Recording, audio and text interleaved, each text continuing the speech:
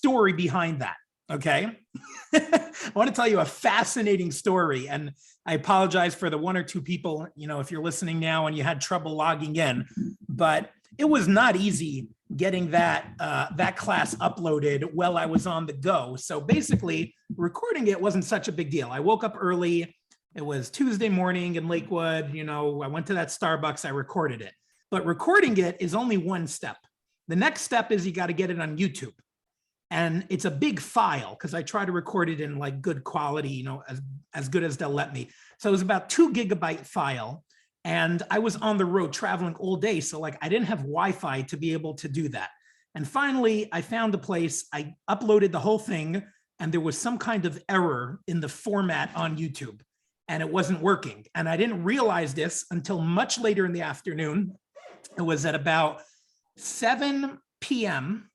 and I was in the airport and my flight was scheduled. Actually, it was like 6 p.m. I was in the airport. My flight was scheduled to take off at 6:30 p.m. So I get to the airport very close. It was like 6 o'clock or 5:45. And I realized that there's an issue with the format. So I'm like, okay, what do I do? It's not being fixed. So finally I took the video file on my laptop and I edited it myself because I knew how to change the format. It took 30 minutes for that edit to process. And the second it finished processing, I heard the announcement from the airline, last call for the flight to Jacksonville. So, and I turn around, nobody was there. I ran onto the plane. Now the file format is good, but it's not on YouTube. And now I got to upload another 2 gigabyte file onto YouTube. Okay. Now there's no Wi-Fi on the plane because planes, even if they supply Wi-Fi, it's not till you're 10,000 feet in the air. So I used my smartphone as a mobile hotspot, which I'm able to do. And that gave Wi-Fi to my laptop. If anybody's ever done that, the internet speed of smartphone mobile hotspot is horrendous. And try doing that in a metal tube in an airplane. And it was excruciatingly slow. It took 3 minutes to get to 1%, and it needs to go to 100%. Okay. So now I'm sitting here saying my prayers. I say, God, Torah Talk happens every week at 8 p.m. I haven't missed one, thankfully, since we started at the beginning of this Torah in September and August or whatever. And I'm not going to miss one now. There are people who are waiting for the weekly Torah class. Hashem, you must delay this flight. So I'm sitting there and it goes 5%, 10%. And sure enough, right on cue, the pilot gets on the phone and he says, we apologize. There was a delay with loading the baggage onto the plane. It'll be a few more minutes. And the baggage goes up and I'm up to maybe 20%. And I say, Hashem, we got to delay this flight a bit more. We're not there yet. And sure enough, there's an issue with the flight that's supposed to depart from the next gate over. We have to wait until they arrive and in order for us to leave. So it's going to be a few more minutes. It gets up to 50%, 60%. Now it's 30, 40 minutes delayed. And again, I say, Hashem, we got to delay this flight more. It's not 100% yet. So finally he says, okay, the pilot gets on. He says the crew that was supposed to come in the next gate is delayed. So it's going to be another few minutes. Okay. Finally it's about 1 hour delayed and I'm at 95, 97%. And the moment happens, it's 100% uploaded. And I look on YouTube and it's not there. And it says processing. So apparently now I did my effort. I needed to get the file off of my physical device onto YouTube, but YouTube still needs to process it before it makes it public. But now it's out of my hands. It doesn't require my internet anymore, but I don't control YouTube. So what's going to be? Okay. It's 7:50, 10 minutes before 8 o'clock. I call my wife. I say, I don't know. I'm kind of ready to give up. We should put out a message that there's no Torah Talk. And I'm like, no, we can't do that. We got to have Torah Talk. And it's just processing. There's nothing we could do. The plane starts taxiing on the runway. It speeds up and goes faster and faster. I'm on the phone with my wife. And then as it took off, I said, you know what? Just go to YouTube, refresh the page again. Maybe it worked. And she presses refresh and it says live 13 seconds ago. It had just gone live. So I quickly hung up the phone and I put out on WhatsApp the link. We're good to go. It was 7:58 p.m., 2 minutes before 8. And I was in the air over Newark, New Jersey when we went live. So that is the miracle of Torah Talk. Pretty amazing. From last week. And so unfortunately, those that were too on time, anybody who came 5 minutes early to the class would have hit the link and it wouldn't have taken them anywhere. Oh. So that's why a couple of people told me there was an issue. So lesson for life, never come early, only come on time or late, and then you'll get it. Okay. Very good. All right. So that's the Thank story. God it worked out. Well, yeah, thank God. I was so relieved. I fell right asleep. The second that happened, I just crashed. I slept for 2.5 hours. It was awesome. Okay, so let's get into Vayakhel. So Vayakhel, this week's Torah portion, Vayakhel, starts with Vayakhel Moshe es kol hadas b'nei Yisrael. Okay, let's give a little context here. Moshe gathered the entire assembly of the Jewish people. Moshe was on Sinai. He was at the top of the mountain, and he was receiving from God the second tablets, the second set of luchos after he had smashed the first one, after coming down the mountain in last week's parsha and seeing that the Jews were worshiping the golden calf. So he broke it, and then ultimately he went up to get another one. So now he comes down and he assembles the people to give them the mitzvos. Okay, what are these mitzvos? Let's read that first verse again. Moshe gathered the entire assembly of the children of Israel and said to them, these are the things that Hashem had commanded to do them. So the first commandment that he talks about is actually Shabbos, which we spoke about. That was a big theme of last week's Torah Talk, was Shabbos. And it talks very briefly about Shabbos, but then gets back into the building and assembly of the Mishkan, the tabernacle. Once again, we're talking about building the Mishkan. This has been happening for the last 3 weeks straight. So there are more details spoke about in this week. Commentators talk about different ideas of why it's repeated. You know, one reoccurring theme is it just shows the love that Hashem had for this idea of creating a physical manifestation of his presence, a place for his divine presence to rest and for us to rally around and worship Hashem. But anyway, so the main theme is talking about all of these details. So I can go through this entire week's Torah portion in 10 seconds, okay? You ready? Count me to 10. The Torah gives us instructions how to build the curtains, the cover for the tent, the planks of wood for the frame, the partitions, the screen, the ark, the cover for the ark, the table, the menorah, the altar, the second altar, the basin for washing, the courtyard, and the screen of the courtyard. Okay, that's it. That's the entire parsha. Now, of course, there's all the details of how these things were designed, but that's the main idea. So we're going to avoid, you know, these basic technical instructions of how to build all of the components of the Mishkan, and we're going to jump into 1 or 2 or maybe 3 lessons that we can learn from other parts of the parsha. So number 1 would be a pretty incredible idea that I saw comes from the first word of the parsha, Vayakhel, the name of the parsha, Vayakhel. Moshe gathered all of the people. So it says, es kol hadas b'nei Yisrael. And the commentators very often, they'll find a word like kol, which means everything, everyone, the entire assembly of the Jewish people. And they'll say that word is extra. It wasn't necessary to say the word all. You could have just said that Moshe gathered the Jewish people. You don't have to say all of the Jewish people. If it is going to go out of its way to have that kind of extra word, there is somebody who's being included. There's some kind of original idea of a demographic or a group of people that's being included here. So who are these people? So we're going to start with our favorite, Torah Talk favorite, the Or HaChaim. The Or HaChaim says that, hang on, let me look this up a second. The Or HaChaim says that kol is to include everyone, including women. That's how he starts off. He says, kol means everyone. Men and women all were part of this assembly because, of course, the Torah is for men and women. It's for everyone. So everyone had to be there. But then he brings down a fascinating Zohar. that seems a little bit troubling at first glance. The Zohar says, Vayakhel gathered, Moshe gathered. The Zohar says, Shehikel ha'anashim lahafridam mehanekevas. Moshe assembled the men so as to separate them from the women. Now, and he says the reason for that is because the Satan, I don't want to get into too much of the context here, was found amongst the group, and we didn't want to risk any kind of inappropriate mingling between men and women. So therefore, it was the men who were assembled. That's all the Zohar says. A little bit cryptic, doesn't go into so many details. The Or Chaim says it cannot be that the Zohar means to say that the women weren't there.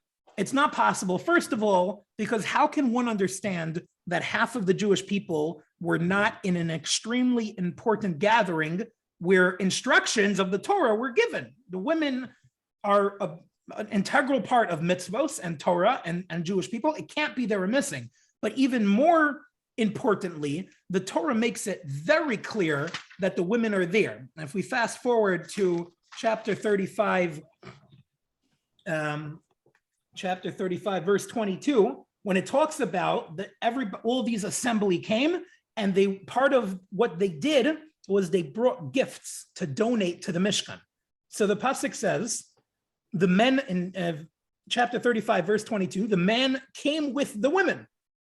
Okay, everyone whose heart motivated them, they came and they donated bracelets and rings and ornaments and gold.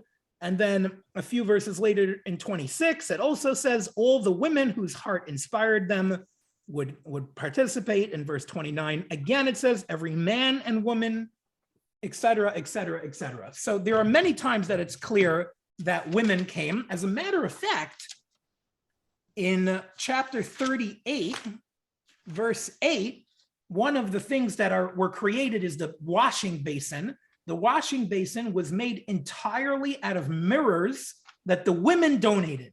The women took their mirrors that they used to put on makeup and to look in the mirror, and they were so excited to donate to the Mishkan that they gave their mirrors, and that created the entire washing basin, the kiyar. So it has to be that women were there. So what does the Or Chaim mean when he says the men were gathered? So the Or Chaim says, very simply, all it means is that the men and women were gathered separately. So what was Moshe's concern? Moshe was concerned that the Satan, who is the embodiment of the Yetzer Hara, the evil inclination, would take advantage of such a format of mingling to create an enticement to sin. And I want to read for you a little bit. This is in English on one of the commentators on the Zohar, who explains that this is what the Zohar meant. Moshe took pains to ensure that there be no mingling of the genders when they brought donations for the Mishkan. Because even though they were performing a mitzvah at the time, the Satan, who embodies the evil inclination, could have taken advantage of such mingling to create an enticement to sin, and could then have caused the people to die. There could have been all kinds of repercussions of people sinning. So the reason that they were separate is to prevent the Yetzer Hara from finding an opportunity. So you have mingling. It's one thing to have men and women together, but now you're doing that in a platform of a mitzvah, and the Yetzer Hara is going to say, you know what? I want to take advantage of this opportunity to create any kind of inappropriate enticement. And that could lead to inappropriate discussions or looking or, touching and whatever that could possibly lead to. So that's why the men and women were separated. And the question that I was wondering about is, Moshe had a lot of jobs. This is the only time that I've seen in the Torah that Moshe took an initiative to separate men and women. That wasn't Moshe's job to be the mashkiach, to make sure that men and women weren't mingling. Okay, the Torah didn't say, Moshe, go tell the Jewish people that men and women should separate when they're shopping. You should have male aisle and female aisle. Okay, men go to Publix and women go to Winn-Dixie, right? That never happened. They never said, okay, if you're having a fair or a carnival or a birthday party or a kiddush or any other, a marketplace, go and separate the men and women. That's never happened. So why is it that just specifically this one instance, the Torah is teaching us that Moshe separated the men and women? What was the need for that? That's my question. So I was thinking about it, and I think I kind of saw this from this commentator on the Zohar who talks about the fact that they were doing a mitzvah. And I think the idea is that when we want to do a mitzvah, the Yetzer Hara is there. The Yetzer Hara's greatest mission in life is to prevent us from doing mitzvahs. That's what evil inclination means. He wants us to sin. He doesn't want us to do mitzvahs. So when we decide mentally, physically, we're ready to go out and do a mitzvah, we can be 100% sure that the Yetzer Hara is right there next to us saying, okay, you want to do a mitzvah? Let's see how this works out for you. Let's see how I can sabotage this kind of effort, because he doesn't want us to do a mitzvah. And if you think about it, you ever wonder why it's when we have a spiritual, commitment, we want to do better. We want to learn more Torah. We want to pray more. All of a sudden, when we want to do something good spiritually, things come up. All kinds of things come up. We run out of time. We have more work commitments. We have more family commitments. We have technical issues, with the Zoom platform, or we have issues with the Wi-Fi and we can't upload the shir. All of a sudden, when we're trying to do something good, the Yetzer Hara is there to say, no, I don't want to let you do that. So I think it's very important that we prepare ourselves and recognize if we have a spiritual commitment, the Yetzer Hara will be there, and he will try to do, whatever it is that he could do to try to make sure that it doesn't happen. Now, I heard a Torah class, and the rabbi was talking about the significance of praying for another Jew. How special it is in the eyes of Hashem when we approach Hashem to daven, and we go and we think not only just about ourselves, but another Jew who has any kind of need that they need, salvation that they need, struggling in any area. And it struck me as a very powerful idea. Like, imagine what it looks like in the eyes of Hashem. His children are standing and talking to him, and they have the opportunity to advocate for themselves. And instead they say, you know what? It's not just about me. I have a neighbor that needs, a little more financial stability. And I have a cousin who's sick or unwell, or even, I just read on the news that there was a terrorist attack in Israel, and I want to pray for, someone who was injured or someone who's sick. So I said, you know what? I want to do this. And I made a commitment that I was going to pray for one particular person, a friend of mine, once a day. Let's try it for a couple of weeks. And I was like, I was inspired by this idea. So I wanted to try to implement it. People struggle in a lot of different ways, and there is no special way. Oh, if you struggle this way, then that's for prayers. But if you struggle this way, it means you need to do anything that we're struggling with, physical, spiritual, emotional, is all something that we can and should pray to Hashem to help us. So this particular Jew was struggling spiritually, and he didn't understand, what his path was in his Judaism. And we would learn together occasionally, we talk together occasionally, and it was a very frustrating journey for him, which is not rare. Many people have ups and downs and bumps in the road in their spiritual growth. And I said, you know what? Instead of just meeting with him, talking to him, learning with him, shouldn't I pray for him? Shouldn't I daven to Hashem? There's a Jew who's struggling in any area. Hashem could help him, that we know. So I said, okay, I'm going to start davening for him. For 2 full weeks, I did not daven for him once.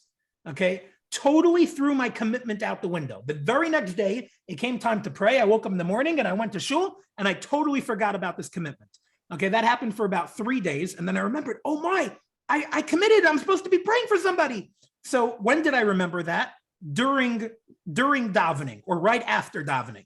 Okay. So, okay. I'm like, oh, fine, I feel bad. I forgot about it. So I want to put it in my phone, but I try not to bring my phone into the shul. Like my phone could be a distraction. So I don't want it with me when I'm davening. And then by the time I'm done davening and I get back to my phone, what happens? I forgot about it until the next day, and it's too late. And it took 2 full weeks until finally it happened. I took out a pen and I wrote the name in the siddur, in pen to make sure that I remember to do that. Now that I'm thinking about this topic in retrospect, that's the Yetzer Hara. I should have seen this coming.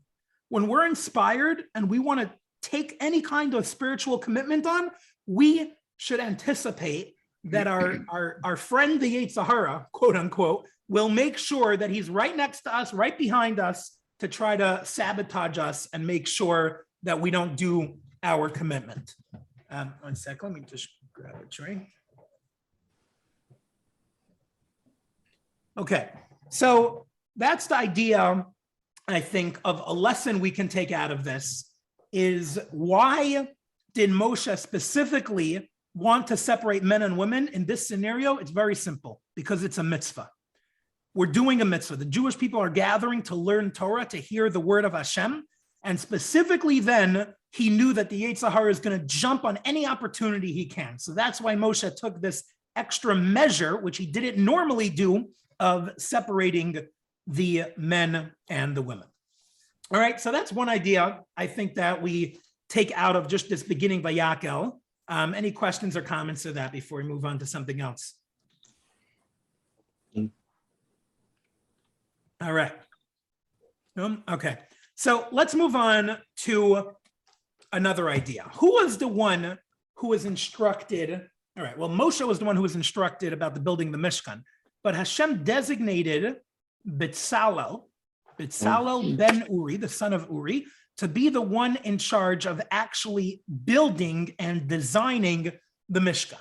I'll read a couple of verses here, chapter 35, verse 30.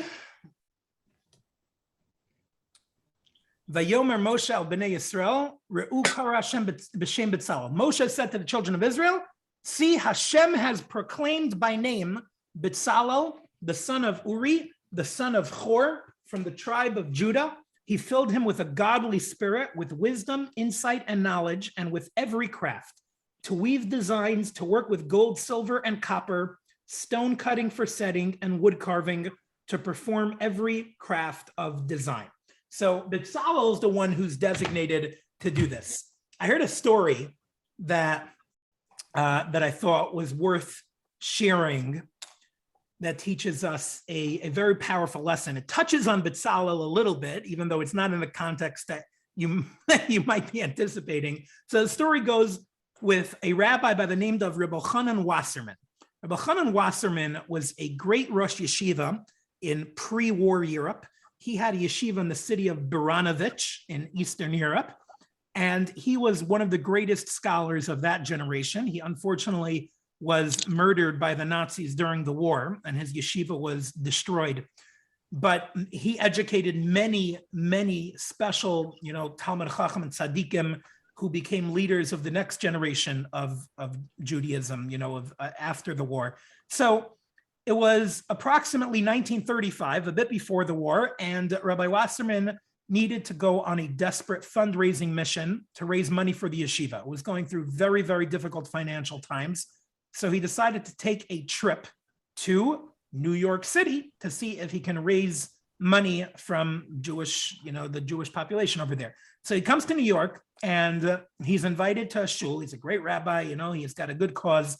He's invited to a shul to give a speech to the congregants to try to make an appeal for his yeshiva. So he gets up there and he gives a passionate plea about how holy the yeshiva is, and the people in yeshiva are learning Torah day and night, and they're just in this terrible poverty. They don't have food, they don't have what to wear, they don't have where to sleep, and they really need our help.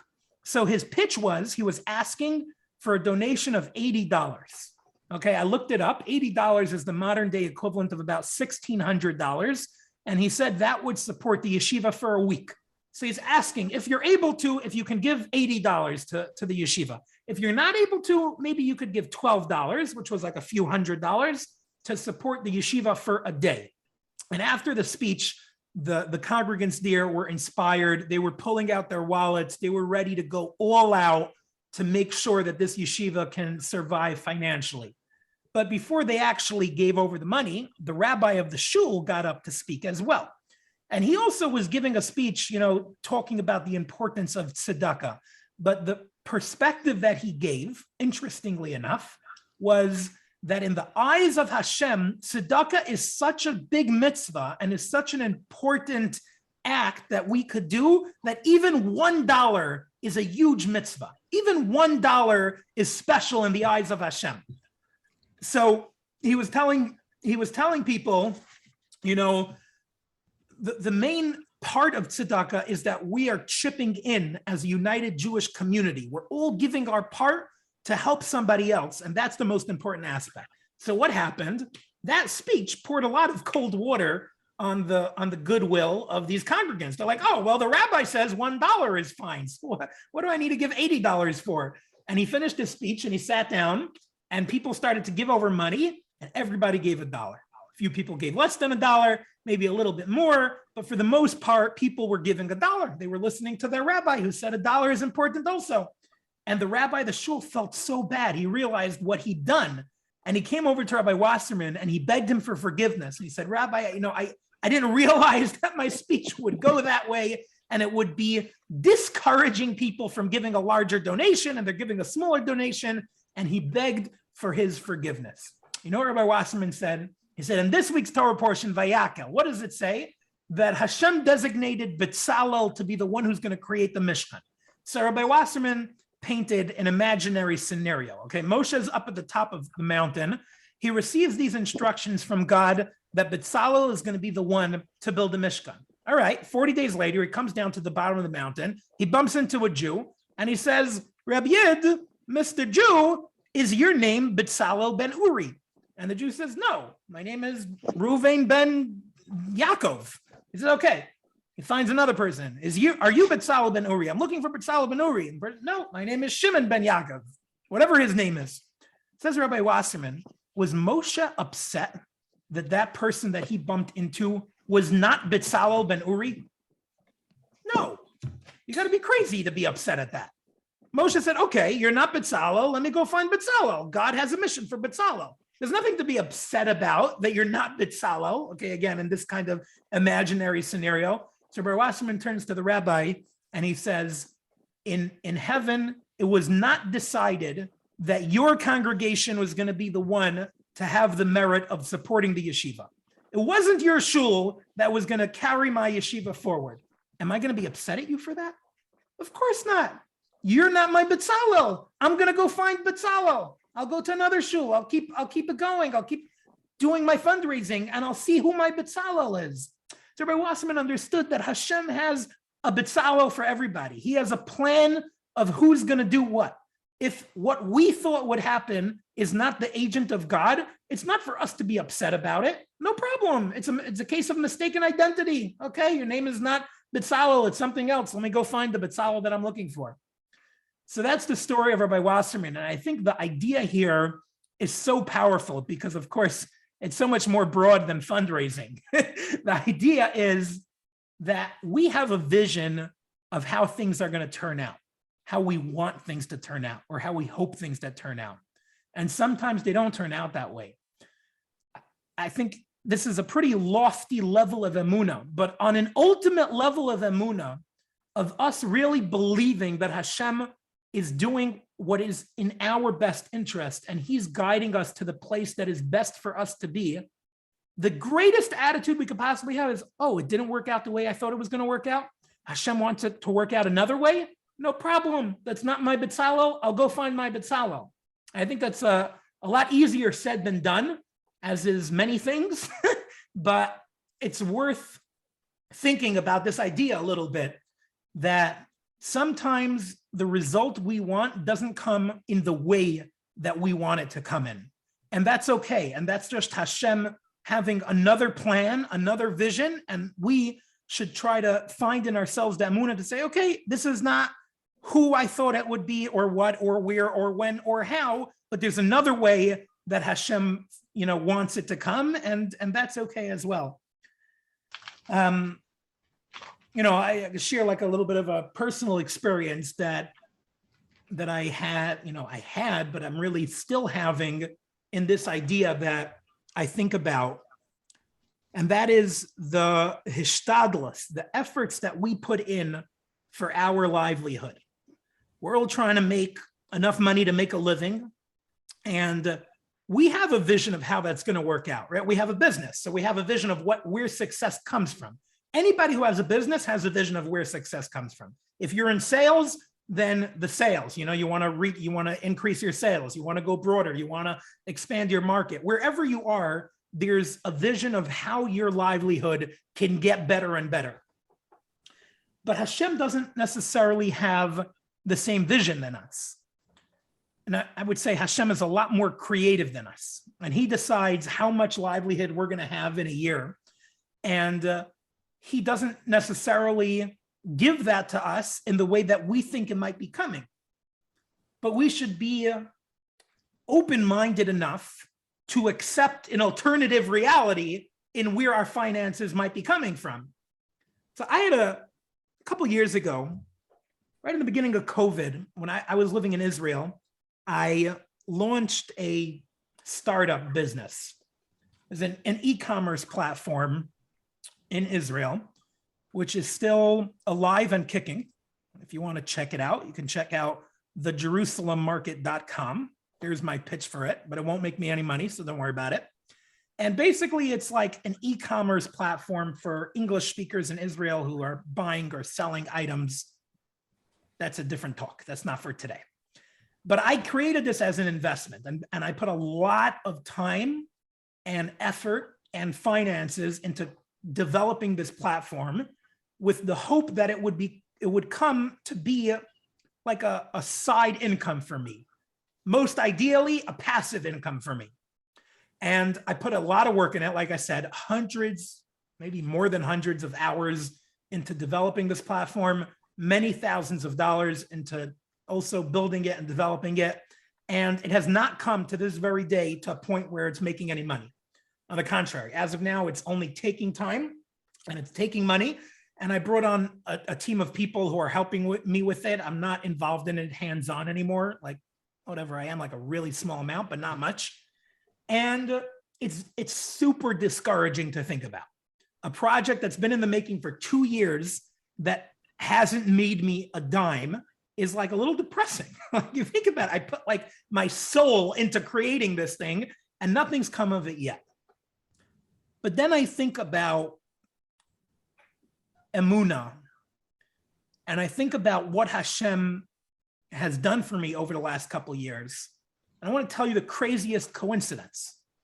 Over the last 2 years, I've received tens of thousands of dollars that I did not expect. Totally, like almost miraculously, I got money. Okay, I'm not going to get into more, like too many details, but like it makes no sense that there are just these random things that happened over the last 2 years that literally brought in tens and tens of thousands of dollars for me. And I think about this, like zoom out a little bit. Okay, I created this little project, this little startup to try to help me with an income. Did it bring me an income? Doesn't look like it, but I did my hishtadlus for my parnasa, and by coincidence, my parnasa was greatly enhanced, but not the way I thought it would be. No, no, no. This is supposed to make money from vendors and merchants and commissions and all kinds of things that this is supposed to be making money from. But perhaps, I'm not a prophet. I don't know Hashem's plan here. If anybody here does know Hashem's plan here, please let me know. But perhaps Hashem said, okay, you're putting in your effort. I don't think this is, maybe a good idea or an idea that's going to bring so much money, or for whatever reason, maybe I want to test your emunah. How about that? I want to test what your reaction is going to be, and there's not going to be money coming from here. But I'll take care of you. That'll come from another way that you would have never expected it. So that's emunah. And I'm not quite there yet, because every once in a while I turn to my wife and I complain about this business venture that's not going anywhere. So I wish I could tell you that like I live with this every moment, that I firmly believe this is the effort I put in and Hashem gave it to me from another way. No, it's something I'm still struggling with. But if you zoom out and think about it, you guys are outsiders in this story, right? It's pretty cool how I tell you that I'm putting in effort for hishtadlus and money's coming in. And they don't seem to be connected. But Hashem could connect dots that we don't know how to connect. Hashem is very creative. on the contrary, I've heard this idea that it's almost limiting to tell Hashem where you want your money to come from. You want more money? Tell Hashem you want more money. Why should you tell Hashem, I want more money to come from this particular area? Maybe Hashem has 10,000 other ways that money could get to you. And we all know that could happen. That could happen. You could wake up one morning, you can have an inheritance, you could have, the United States government decides to give everybody $10,000 or cancel debt or anything else that they want to do. You could have somebody who gives you money. You could have your boss give you a raise. You could have a million things that could happen that could bring you an income. So it's almost limiting to say, oh, Hashem, I want my parnasa to come from here. Maybe we'll just request that the parnasa come and leave it to Hashem to decide where it comes from and what the best way it is for that to, actually happen and take impact in our life. So I don't know, that's just a little bit of a personal perspective of this idea. We want to let Hashem guide our path and not be narrow-minded in how things should happen. Let's let Hashem decide how things should happen, where our salvation should come from, where our finances should come from, where our health should come from, or anything else that we're looking for. Any thoughts on that? Comments, questions? Yosef, you want to invest in the business? I don't think I did a really good pitch for it, huh? This is not my investor pitch, okay? You guys keep this quiet. No, that's a downside conversation. Yeah.